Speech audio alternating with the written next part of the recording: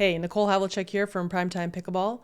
Today we're going to be talking about the main shot that you need to be using specifically on your backhand side that is going to help you defeat bangers. Bangers are going to be trying to target your backhand side whenever they can because they probably know that most players struggle more so on their backhand side than their forehand, so they're going to try to use their power to break through that backhand side. But that's not going to be a problem for you because we're going to show you today exactly what you need to do to get that backhand squared away so that you can deal with hard hit shots to your backhand and neutralize those bangers and ultimately take them down. All right, let's get into it. All right, so we're going to run through this play right here that illustrates very well a common scenario of someone trying to hit hard through your backhand side. This is going to be the quote-unquote banging team right now, and they're going to be defending this particular hard hit shot right here. So let's just do a quick run through. So she did a really good job there of dealing with that hard hit backhand. She got it down low, and she caught him on the way in, and he wasn't able to deal with it. So let's take a closer look at how she handled that. Just a really simple push blocking volley on that backhand side. The contact was kind of high. You might be thinking that ball was going out, but I think he did have reasonable spin on it, and I think it would have probably curved down in and land towards the baseline. Let's freeze it at our contact right here. So you're going to get all kinds of different heights when someone's hitting hard at you. If they can hit topspin especially, they're going to be able to hit it anywhere from here to your waist high to get it down lower towards your knees if they're able to curve that down.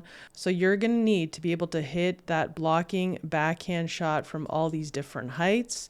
You're going to need to be able to block it down at someone's feet when they're up in the court like this, as he came in behind this guy's drive. You are going to need to be able to push it hard on him, maybe to jam him up. That's also going to work. The other thing is he happened to sneak in, but in lower levels, they may not be sneaking in like this. They might be standing here deeper in the transition zone, so you're going to want to be able to get that on their feet. They might be back, just like Ryan is back here. So you're going to need to be able to push that backhand block volley deep so that it bounces deep and keep them back. Because as I mentioned, at lower levels, players are going to be generally hitting drives from somewhere in this zone. They don't like to come up. They like to let it bounce and then just blast from back here. That's your classic banger that just routinely blasts from that zone. What they did here was not your typical banging play, but you still need this shot as you advance in levels for this reason. He actually snuck in. He trusts his partner to hit a strong drive. It was a little bit high. He would have preferred to get a little bit lower, which is probably what he was going for. Had he not snuck in, he probably would have had a better play on that shot, but more often than not, Ryan's going to hit a strong drive and get this lower than he did. So he was actually smart to do this play right here and sneak in behind it in anticipation of Katie coming back to Ryan. This player, Sean, was going to look to poach on that and take it out of the air and attack from there. It didn't work out in this case because the shot was a little bit high and she dealt with it really well. So you are going to need this backhand block volley at every level in the classic type of scenarios that we just described, because those do come up very frequently. All right, so now that we've identified the scenarios, let's take a look at how we're going to train it. Here I have a ball machine set up. You could just as easily do it with a partner. Let me cover the scenario with the ball machine first. You can see I do have these cones set up here. I have a line of orange cones and a line of blue cones. The zones, there's really two zones to consider. It's the orange cone to the blue cone. So that zone, and then the blue cone to the baseline. So that zone. So this is about 3 feet. This is probably another 3 feet or so. So these orange cones are maybe 6 or 7 feet inside the baseline. Now this could just as easily be a drilling partner. He's going to feed you the very same type of shot that's going to come out of the machine here, and you can play the point out from there so that you both get a really good drilling session in, yet you still get a lot of reps at your backhand push block volley here from the transition zone, because every point starts that way, so you'll be able to get your drilling in that way. In this case, you just get a lot of the same shot from the ball machine, and that's a great way to get your reps in, get your feel dialed in, so that when you hit the courts for play, that shot's going to be nice and dialed in for you. Okay, so let's take a look at the technique. Take a look at a few here first, just to get a feel for it, and then I will break it down and the different shots and how I dealt with them. They're very similar, but there's definitely nuance and some different things I did with my footwork on each of those shots. And we'll take a look. Okay, so on this first one here, the ball pretty much came right into my ideal contact. I didn't have to move. I set my weight here. I didn't have to move my feet at all because it came right into my ideal contact for where I was standing, which is always convenient when that happens, but certainly doesn't happen all the time. So I start there in my ready position. Notice how I load and take and turn my hips and my shoulders. So I rotate my hips and my shoulders to get that paddle set back. And then I just simply rotate forward a little into it and give it a little push from the shoulder. And it's a little hard to see from this angle. I'll show it more clearly on the sideways angle, but I do send the shoulder a little bit back, this left shoulder, which provides a good counter lever for this to send this forward. So basically I'm like separating these shoulders, and that's what helps me get that swing going as well, in addition to a little kinetic chain rotation from coiling my hips and shoulders and then letting them go a little bit. It's nuanced, but it's there. I'll try to give you a better visual on the side view. Let's talk a little bit about the trajectory. Notice how there is some arc to the trajectory. I hit my motion, my swing path goes a little bit up and to the right, forward, up, and around my body a little bit. I'm not hitting this very hard, and I'm not hitting it as like a straight bullet that skims the net and just gets to my target in a direct line. There is some shape to it. I hit up and out, and then I let gravity help me drop it in. It just doesn't have to be the hardest shot in the world. I just take their pace and essentially knock it back. And it's more of an accuracy shot than a power shot.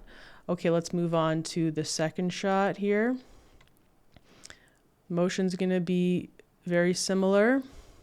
Okay, that more or less came right into my strike zone as well. Those two were almost identical. Okay, that one is a little different with the footwork. Notice that the upper body is identical from shot to shot, but I have to get that contact in the same spot in order for that to be so I have to move my feet. So what did I do here? I saw that the shot was going to come a little bit to my side in order to get that a similar contact. And when I say similar contact, I mean the spacing from my body to when I make contact, so that I don't have to like bend over at the waist and reach. So I took a step out this way first to get behind the ball a little bit better. I got my weight loaded over this leg, and then I had to take a little step in to go meet that ball, and then I reset my feet. So that's one of the footwork patterns you're going to use. Just one more time here. Do a little shuffle step to get behind the ball, get that weight transferred over the left leg, go meet that ball, step in with it to help me go get it, and then reset. Now, normally from right here, boom, I would be in a point, then stepping forward here, and then running forward and getting up to that non-volley zone line. Well, not running per se, but taking 2 quick steps to get me up here and complete my transition to the non-volley zone line, so that then I could be dealing with those bangers from a more advantageous position up at the non-volley zone line. But in this case, because we're working on our volleys from the transition zone, so for anywhere from here to back here is where you're going to be wanting to work on these. Kind of like right in the middle of that, maybe a little bit forward.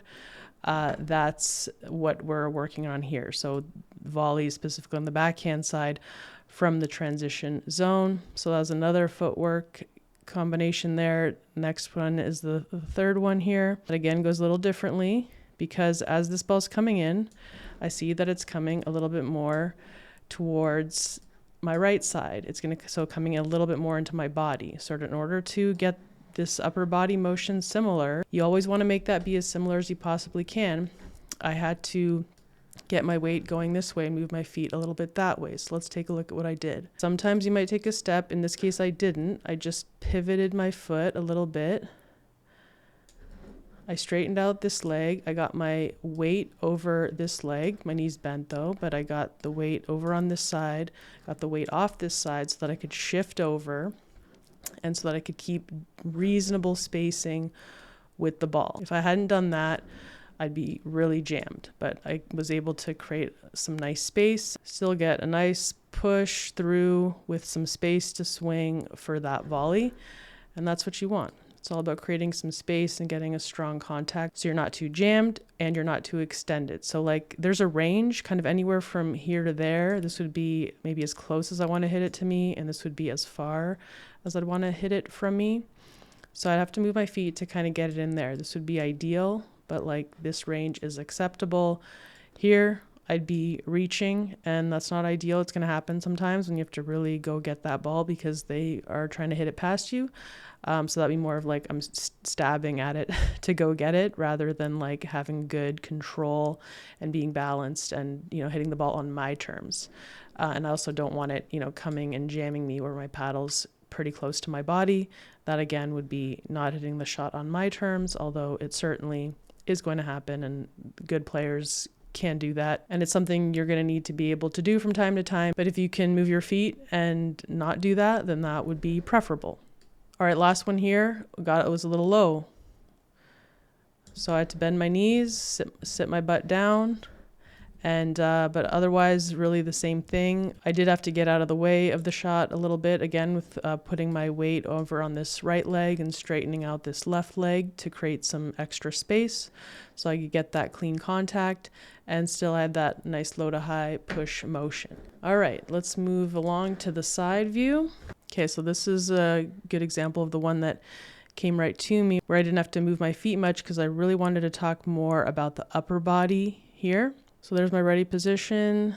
I get nice and turned from the shoulders, right? That's mostly how the swing is going to happen. Okay, then see how there I unwind.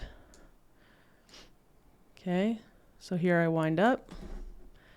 So I get this nice and turn.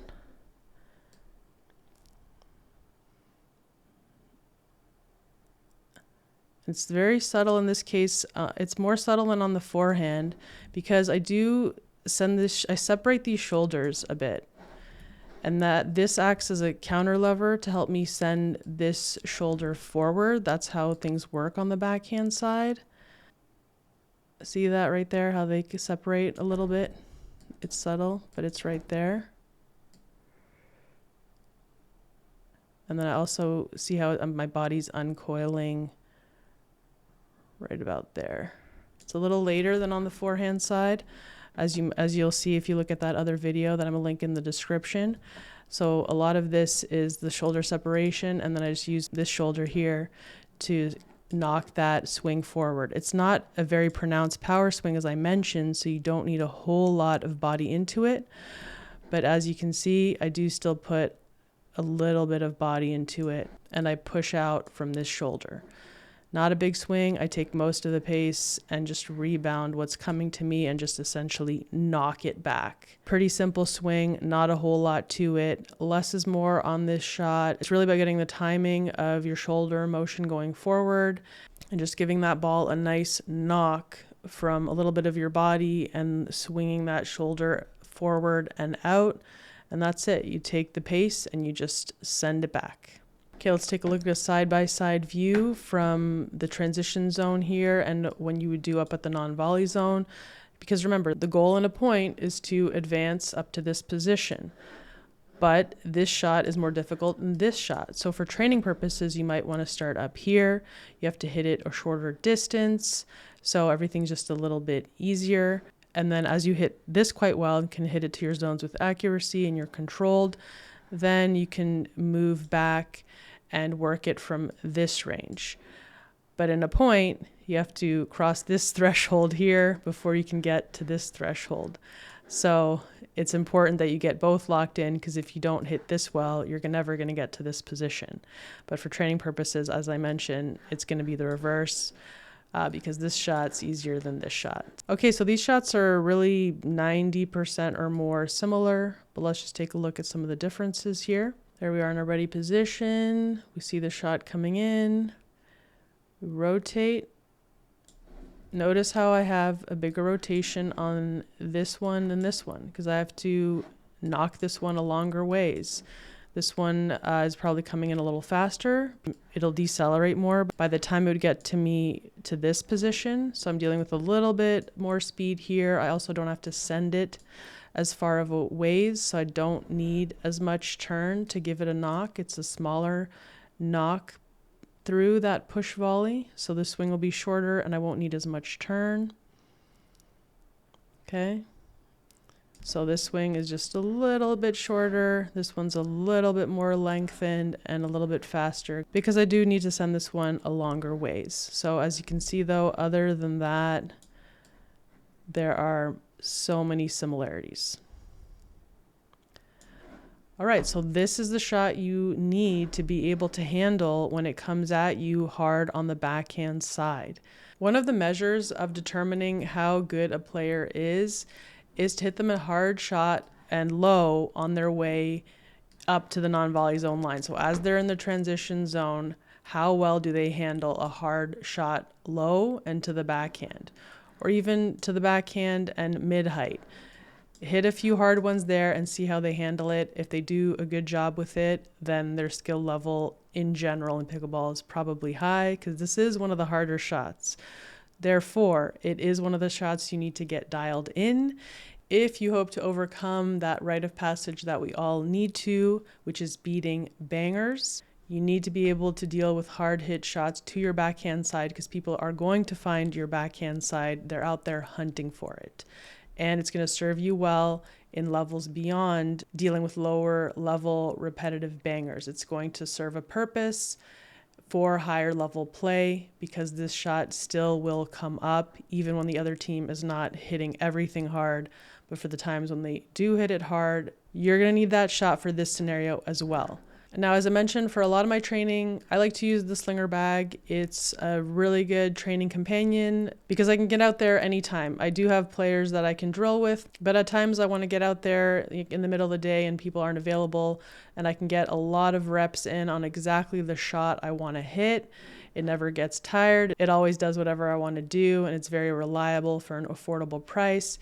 If you're interested in getting the slinger bag, check out the link in the description below. And if you have a slinger bag already and you want to know the settings I use, so here's the location of the bag for this type of drilling, and here are the settings here. So the speed I have set is about 2/3 of the way up towards maximum. I have just a teeny bit of topspin on it. You could do a train in this range, maybe some flat and others with a little more topspin.